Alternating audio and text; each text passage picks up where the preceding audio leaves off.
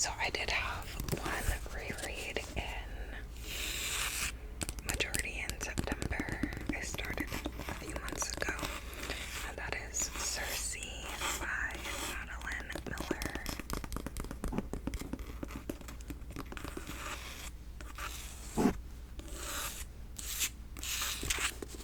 Circe.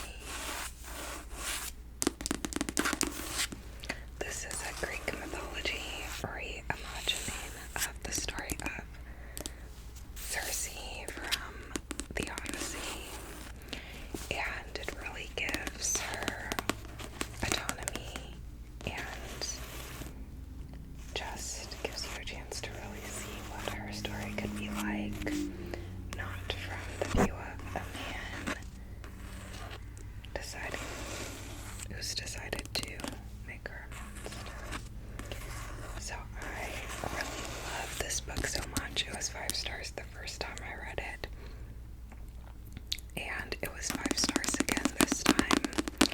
I think the way Madeline Miller writes is just so beautiful. Her prose is so stunning. And yeah, I loved this. I really want to reread this on a weeklies as well.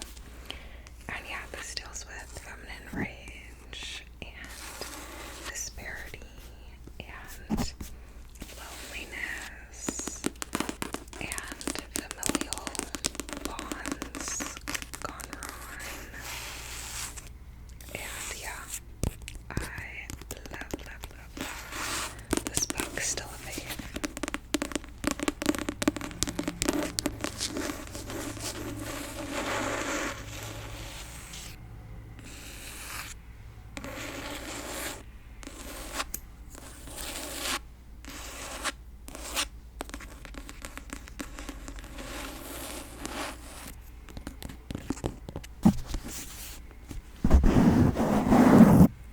Oh wait.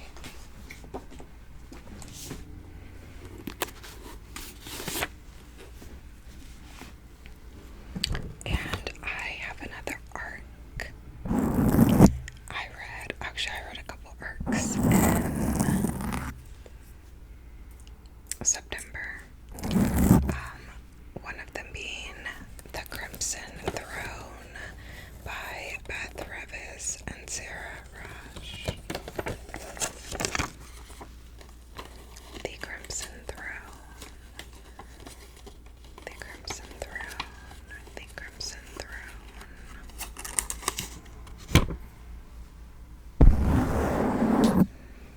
This was pitched as like if Rain, the TV show with Mary Queen of Scots, was fantasy and had all these other different fantastical elements. And it was pitched as that meets Powerless, the fantasy, which I haven't read Powerless yet, so I can't attest to that. But as far as it being like Rain, I did feel the Rain vibes. So I enjoyed that. And I loved this. I would also even describe it as like the Scarlet Witch from Marvel, with a taste of Agatha Harkness from Agatha All Along. And who was the other character? I said in my review on Fable, I said this meets this with the hint of this. I forget what the other character I was thinking of was. But yeah, it definitely gave me like WandaVision vibes.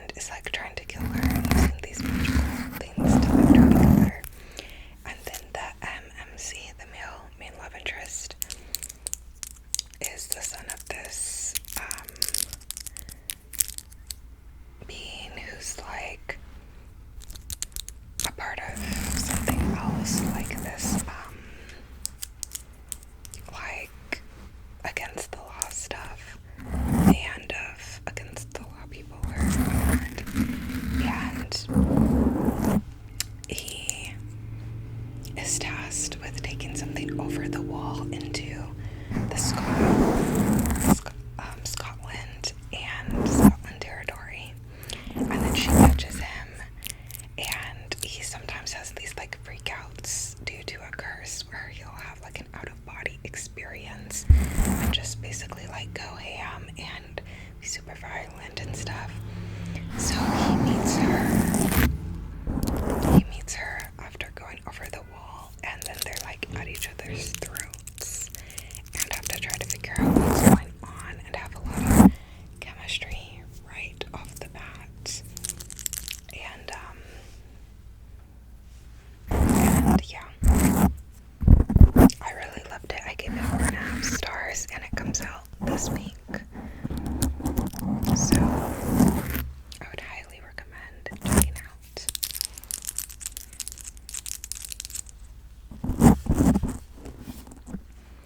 And I do have another fantasy, and that is The Atlas Complex by Olivia Blake.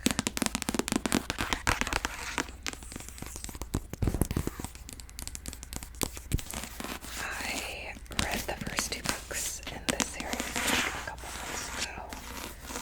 I took a break before reading this one. I had started it and then took a break.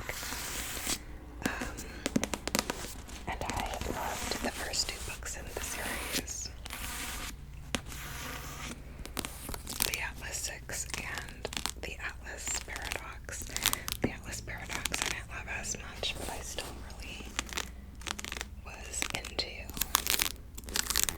But this one, unfortunately, I did not really care for. I felt like it was really so overdrawn. There's so many characters. You start out with 6 main characters in the Atlas 6, and then you get like 2 more characters that you're getting insight into by the end of the book, or 2 to 4 characters, and then in the next book you get another like couple characters that you get, you know, a POV from and insight into, and then in this book you have another 6, not the Atlas 6, but another 6, which I can't say the name of who those 6 belong to because it's a spoiler. But so then there's 6 more characters that you get insight into, and that was so incredibly way too much. And then at one point in this book, there's a point where the multiverse is brought in, and like it tells you what happened, and then it tells you like 50 other scenarios of what happened, and it was just really confusing and like just really confusing for the 3rd book. Like it just brought in all this stuff, and yeah, the character development was not it either. I think Parisia was Nicola's character to me in this one, but we barely saw her. And Libby pissed me off so bad in this. Like, I will never not be a Libby hater now because of how she was in this book. But yeah, I wanted better for certain characters, and I wanted worse for other characters. And yeah, it felt like I was reading gibberish at certain points. Like, I think this is not her best. I think this is not her best work. I do like Olivia Blake. I am a fan. I really like that introspective look into characters' minds and contemporary. And so I loved Alone with You in the other. And I even loved the first 2 books. I really enjoyed the first 2 books where she did that, even though this is also a fantasy series.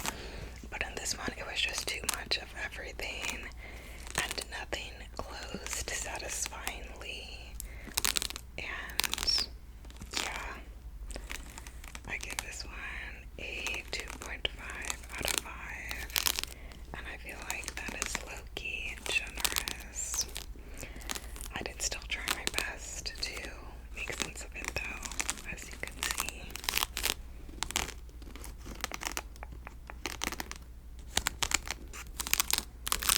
And I'm not going to get into the plot because it's the 3rd and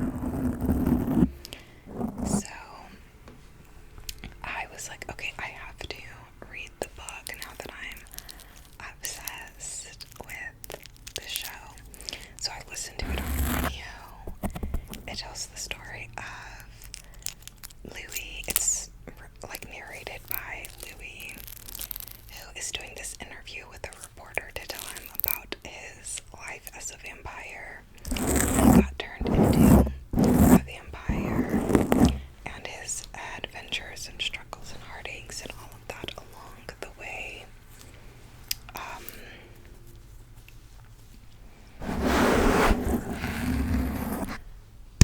The book, unfortunately, did not come anywhere near the show. Like, the show took the interesting and cool parts and expanded on them and added so much of the relationship between them and the hunger and just the familial bonds, the brotherhood, then the romantic bonds and the carnage that came with that.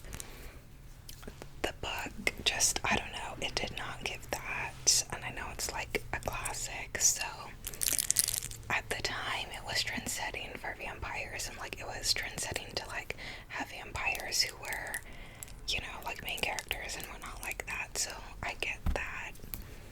But yeah, it also had really weird moments between Louis and Claudia, who's his like adopted vampire daughter, and they had moments that were like kind of like, I feel like suggestive almost, like it was just weird. But yeah, I did not like it. I give it 2.5 out of 5, but then I saw people were saying Lestat's books are so much better, Lestat's books are so much better, so then I listened to the Vampire Lestat,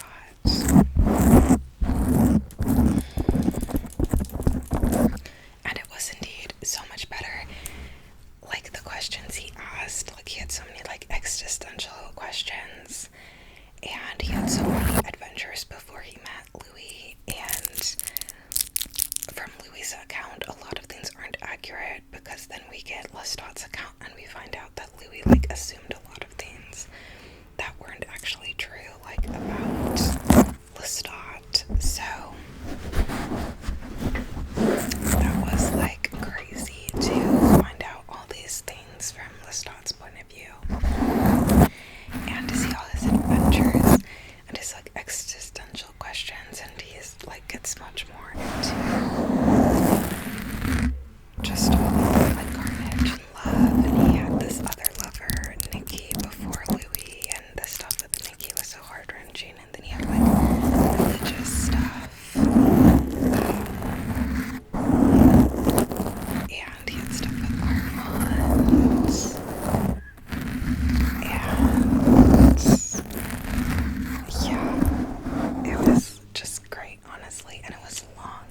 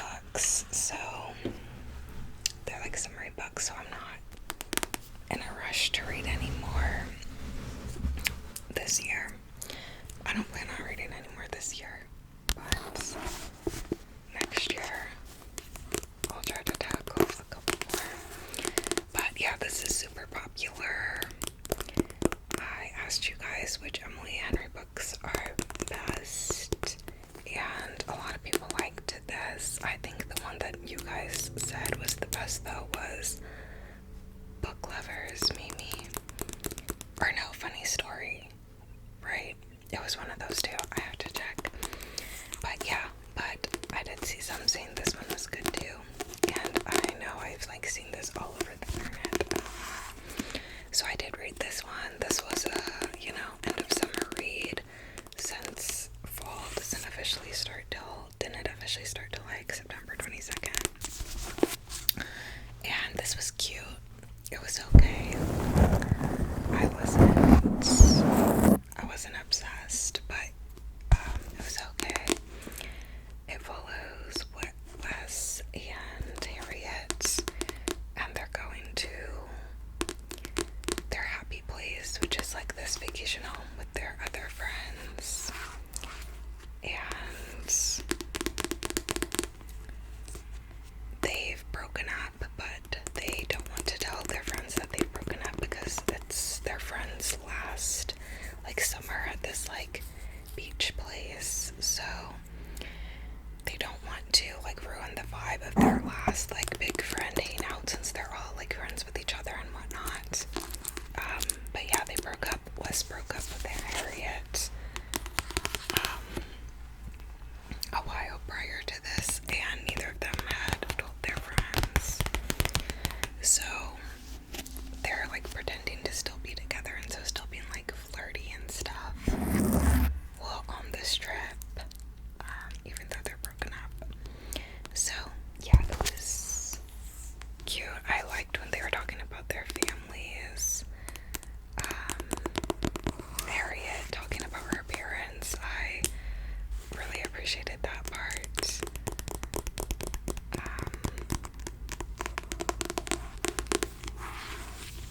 And like their relationship dynamics that they saw from like their parents, their families, like that part I thought was beautiful. As far as the actual love story between Wes and Harriet, it was cute in the like before, but it was kind of confusing because they'd be like happy please real life, and then they'd be like not quite real life. Like it was kind of confusing, the like time jumps. I like my time jumps to be clear. Like this is better than some books I've read where like they don't label the time jumps at all. But this still, I would have preferred just like this year, that year, this year, that year, instead of happy place real life, not quite real life, like all that. But yeah, besides that, I didn't love the friends, to be honest. Like I felt like like one of the friends was kind of overbearing and like kind of trying to force their hand, and like I felt like they were like manipulating them into situations, so I didn't like that. And I'm sure they probably had good intentions and whatever, but I just didn't like that. And then I also thought the reason for the breakup was like really stupid, so yeah, that annoyed me as well. So yeah, I thought it was okay. It wasn't a favorite, but I'll definitely watch the movie when it comes out. And I do like the bright pink cover, although the block people, I don't really like these covers with just like the standard people.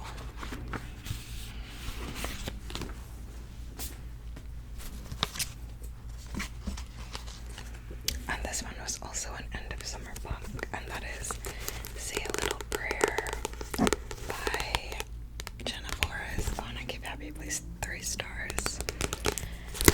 Say a Little Prayer by Jenna Forrest. This is another camp story, which you may remember if you watched my reading wrap-up last month. I was super into camp stories. I read like 3 camp stories last month. This one I also had started a previous month, I think 2 months ago, and then I just hadn't finished it, so I did pick it back up this month and finish it. And it's about a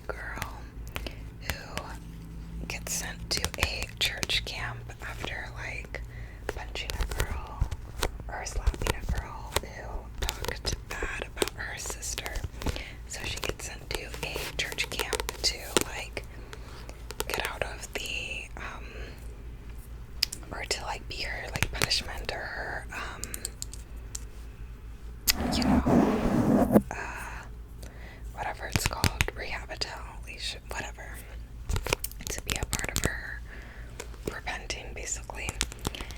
And she no longer, like, believes in church, but she's sent there, and she has a crush on the pastor's daughter, of course.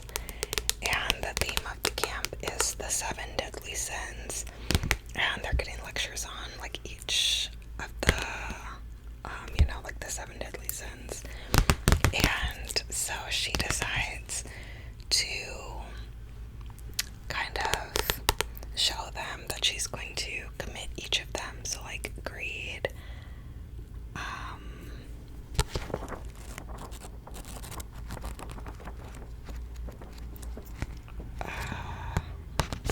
don't know what they are off the top of my head, honestly, but she's going to, like, commit each of them, basically.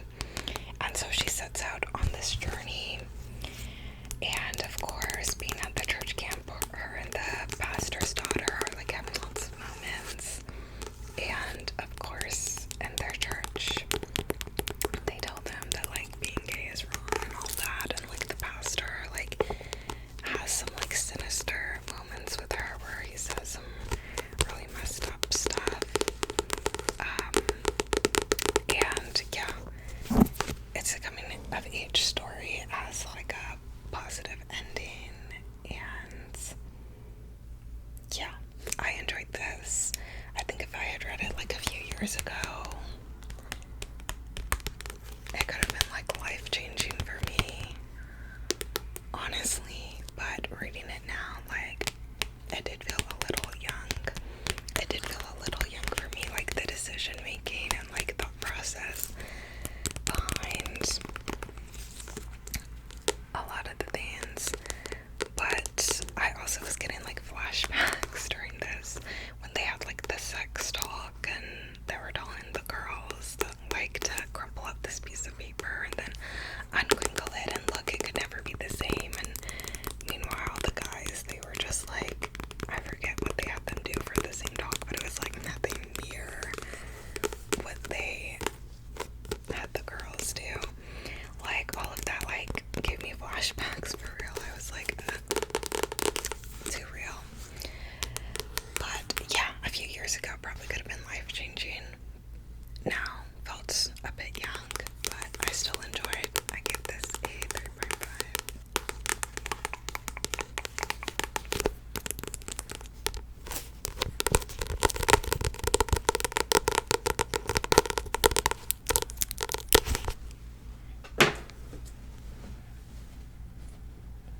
How much time have I spent?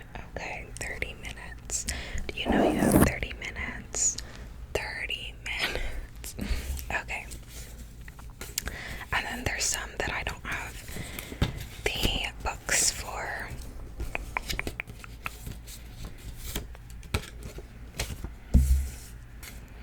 I listened to the audio for We Were Liars by E. Lockhart. This has been turned into a adaptation on Prime, and I really enjoyed this. It's a mystery that takes place over 2 summers, and the present summer the girl has lost her memory and she's trying to remember what happened the previous summer, but she's had some sort of traumatic event and is blocking out what happened. And then the previous summer she was hanging out with her best friends, so her cousins, and this other boy she's grown up with who she now likes. This other boy she's grown up with who she now likes and who also likes her. And they're getting into shenanigans, and their parents are fighting and trying to impress their father, which is the kid's grandfather. And the kid's grandfather is like a mess. He's racist and always makes the children compete with each other for love and affection, and always holds the inheritance over their head of, like, who's gonna get the beach house and all of that. And yeah, I really enjoyed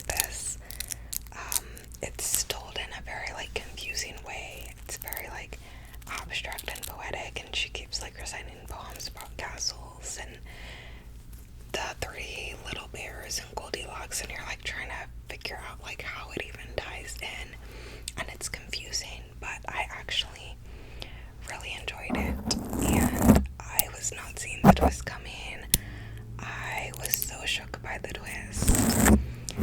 And yeah, as far as the ending goes, like, I don't know if I feel super satisfied. Like, I feel kind of unsatisfied with the ending, to be honest. And yeah, I kind of don't like what happened. And also, I just feel like our main character was so dumb sometimes. Like, the ideas she had and like the things she would say just didn't, like, it just didn't make sense. It didn't make any sense. But at the same time, like, the twist was shocking. Like, it got me. And yeah, like, I actually kind of enjoyed the abstractness of it all. So I gave it 4 stars. I don't think it's gonna be for everyone, though. I do have some critiques about the ending of it, but I can't really say, you know, those critiques without getting into, like, spoiler territory.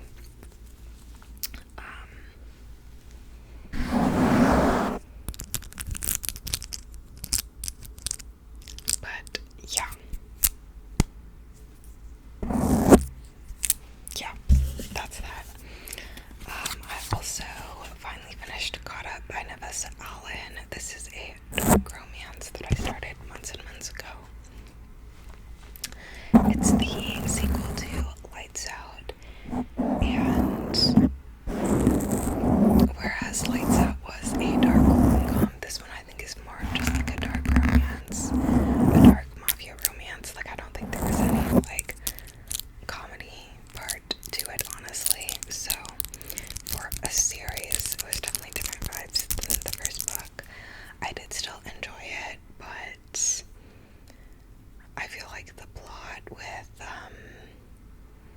so it's a mafia story. Like, the guy is in the mafia and he's been in love with his friend for years, and they had a thing in high school, and then he like forgot that his dad, the like big bad leader of the mafia, like doesn't want him with her. And then she always liked him, but she doesn't tell him the stuff he's involved with. And she is now a sex worker, and he is like one of her, I don't know what it's called, one of her people who's like paying to be a part of her like cam girl service, basically. And she doesn't know it's him. So, but she knows that there's this person who's like her biggest supporter, and it's him. So yeah, I mean, the spice was good in this. The spice was really good. In some scenes, there was like a church scene. That was like crazy. So yeah, the spice was good in this. But as far as the actual plot, like, I felt like the mafia stuff kind of had a dumb end. And I don't know, I felt like the plot, like, I just wasn't really interested in, and I just felt like it was just kind of dragging. So yeah, I don't know, the spice was really good, but besides that, I don't think it had the it factor that Lights Out had. But I still enjoyed. I gave it 3 stars. And then I also listened to Shopgirl by Steve Martin. Shopgirl has been adapted and is one of my favorite movies ever. I think they did such a good job in the movie, showing kind of just like depression and exhaustion and just like being a girl, not really knowing what you're doing, working a job you're not passionate about, and not really knowing what you're doing in relationships and feeling unsatisfied in relationships and whatnot.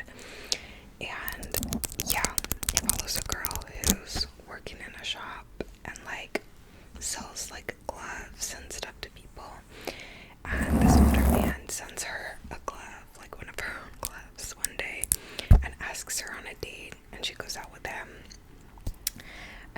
also goes on some dates with this younger guy who's super messy and doesn't have his life together.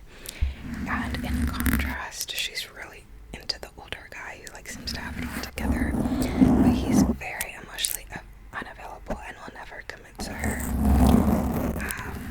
And yeah, I love the movie. I love how the movie does it, and it's written by Steve Martin, who also plays the older guy in the movie, which is crazy.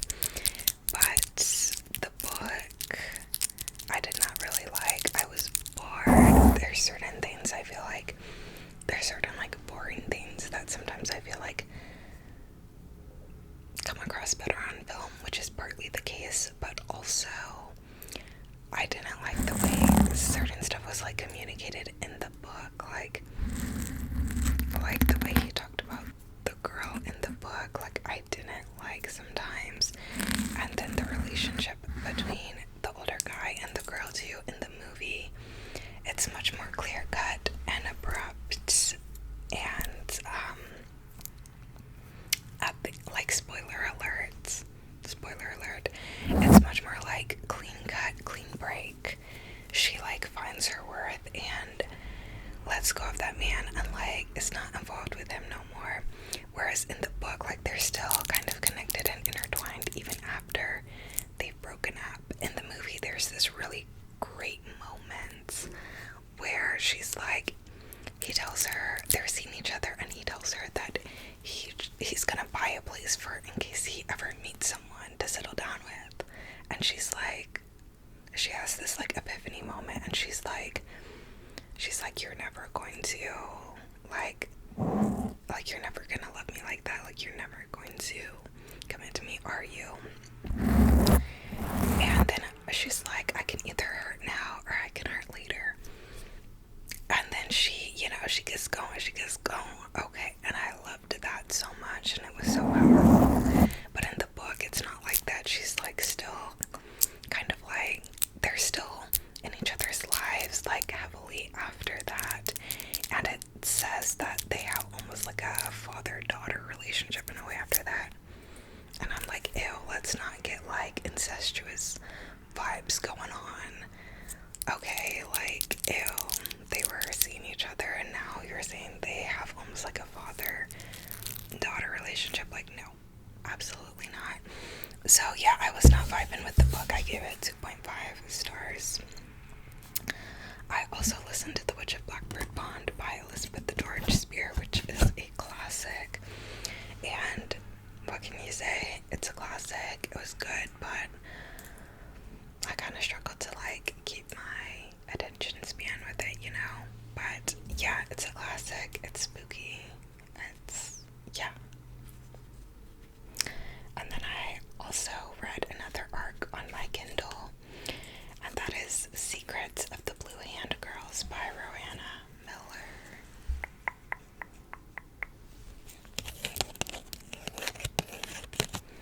I saw this was pitched as Wednesday Addams, the show, but like if it was sapphic, so I knew I had to read it. I loved parts of it. I really enjoyed. We follow like girls at school. I think it was like a handful of them, and they all get letters one day to dye their hands blue.